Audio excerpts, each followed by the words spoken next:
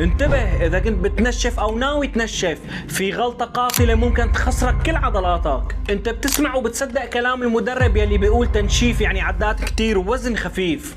غلط والف غلط، لانه جسمك مو غبي، لما تخفف الحمل الجسم بيتخلى عن العضلات يلي ما عم يستخدمها. فإذا بدك تحافظ على قوتك وحجمك خلال التنشيف، هال 35 ثانية فيها الخلاصة يلي ما حدا رح يقلك عليها. شوف يا صديقي، دائما خلي هدفك من التمرين هو بناء العضل، ومشان ما تفقد هالكتلة العضلية يلي وصلت لها بالتنشيف لازم تتمرن بأوزان عالية وبشدة للوصول للفشل العضلي. إذا خففت الوزن جسمك تلقائيا بيفعل وضع السرفايفر وبيبلش ياخذ من العضلات ويحولها لطاقة، لأنه ببساطة جسمنا بيلاقي صعوبة أكبر في استخدام الدهون كمصدر للطاقة، لهيك الجسم أسهل له إنه يكسر العضلات ويستخدمها كطاقة. فتمرينك بالتنشيف لازم يكون نفسه يلي كنت ماشي عليه بالتضخيم.